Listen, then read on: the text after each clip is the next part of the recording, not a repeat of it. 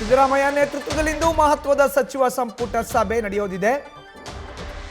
ಕಬ್ಬು ಬೆಳೆಗಾರರ ಸಮಸ್ಯೆ ಬಗ್ಗೆ ಸಚಿವ ಸಂಪುಟ ಸಭೆಯಲ್ಲಿ ಚರ್ಚೆ ಆಗುತ್ತೆ. ಬೆಲೆ ನಿಗದಿ ಬಗ್ಗೆ ಸಚಿವ ಸಂಪುಟ ಸಭೆಯಲ್ಲಿ ತೀರ್ಮಾನವನ್ನ ತೆಗೆದುಕೊಳ್ಳುವಂತಹ ಸಾಧ್ಯತೆ ಇದೆ. ಅತ್ತ ಸಚಿವರ ಸಂಧಾನ ಸಭೆ ವಿಫಲ ಆಗಿದೆ, ಇತ್ತ ಸಚಿವ ಸಂಪುಟ ಸಭೆ.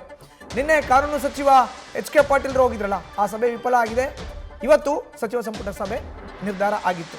ಇಂದು ಸಂಜೆ ಒಳಗಡೆ ದರ ನಿಗದಿಗೊಳಿಸುವಂತೆ ಕಬ್ಬು ಬೆಳೆಗಾರರು ಎಚ್ಚರಿಕೆಯನ್ನು ಕೊಟ್ಟಿದ್ದಾರೆ ಸರ್ಕಾರಕ್ಕೆ. ಈ ನಿಟ್ಟಿನಲ್ಲಿ ಇವತ್ತು ನಡೆಯುವಂಥ ಕ್ಯಾಬಿನೆಟ್ ಸಭೆಯಲ್ಲಿ ಕಬ್ಬು ಬೆಳೆಗಾರರ ಬೆಂಬಲ ಬೆಲೆ ವಿಚಾರಕ್ಕೆ ಸಂಬಂಧಪಟ್ಟಂತೆ ಚರ್ಚೆ ಕೂಡ ಆಗೋ ಅಂಥದ್ದು ಇದೆ.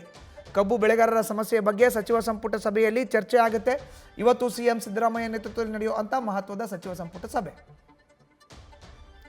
ಮಾಹಿತಿ ನೀಡ್ತಾರೆ ನಮ್ಮ ಪ್ರತಿನಿಧಿ ಹರೀಶ್ ನೇರ ಸಂಪರ್ಕಕ್ಕೆ ಜಾಯ್ನ್ ಆಗಿದ್ದಾರೆ. ಹರೀಶ್, ಇವತ್ತು ಕ್ಯಾಬಿನೆಟ್ ಮೀಟಿಂಗ್ ಕುತೂಹಲ ಕೆರಳಿಸಿದೆ. ಬೆಳಗಾವಿ, ವಿಜಯಪುರ, ಬಾಗಲಕೋಟೆ ಭಾಗಗಳಲ್ಲಿ ಕಬ್ಬು ಬೆಳೆಗಾರರು ಹೋರಾಟವನ್ನ ಮಾಡ್ತಾ ಇದ್ರೆ, ಇತ್ತ ಸರ್ಕಾರ ಕಬ್ಬಿಗೆ ಬೆಂಬಲ ಬೆಲೆಯನ್ನು ನಿಗದಿ ಮಾಡಬೇಕಾಗಿರುವಂತಹ ಅನಿವಾರ್ಯ ಪರಿಸ್ಥಿತಿಯಲ್ಲಿ ಸಿಲುಕೊಂಡಿದೆ.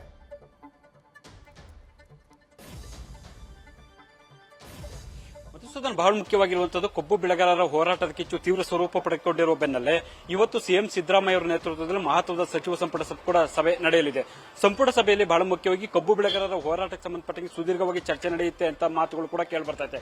ಒಂದು, ಈಗಾಗಲೇ ಕೂಡ ಅವರು ಸರ್ಕಾರಕ್ಕೆ ಡೆಡ್ ಲೈನ್ ಕೊಟ್ಟಿದ್ದಾರೆ. ಸಂಜೆ ಒಳಗಡೆ ಕಬ್ಬು ಬೆಳೆ ದರಕ್ಕೆ ಸಂಬಂಧಪಟ್ಟಂಗೆ ನಿರ್ಧಾರವನ್ನು ಕೈಗೊಳ್ಳಬೇಕು ಅನ್ನುವಂತ ಡೆಡ್ ಲೈನ್ ಕೊಟ್ಟಿದ್ದಾರೆ.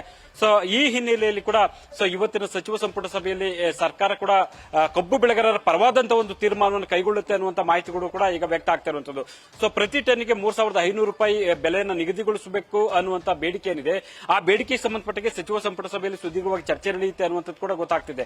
ಹಾಗಾಗಿ ಇವತ್ತು ಸಂಜೆ ಒಳಗಡೆ ಡೆಡ್ ಲೈನ್ ಕೊಟ್ಟಿರುವಂತಹ ಹಿನ್ನೆಲೆಯಲ್ಲಿ ಸಂಪುಟ ಸಭೆಯಲ್ಲಿ ಕೂಡ ಯಾವ ಸ್ಪಷ್ಟ ತೀರ್ಮಾನವನ್ನು ಕೈಗೊಳ್ಳಬೇಕಾದಂತಹ ಅನಿವಾರ್ಯತೆಯಲ್ಲಿ ಕೂಡ ಸರ್ಕಾರಕ್ಕೆ ಸಿಲುಕಿರುವಂತದ್ದು.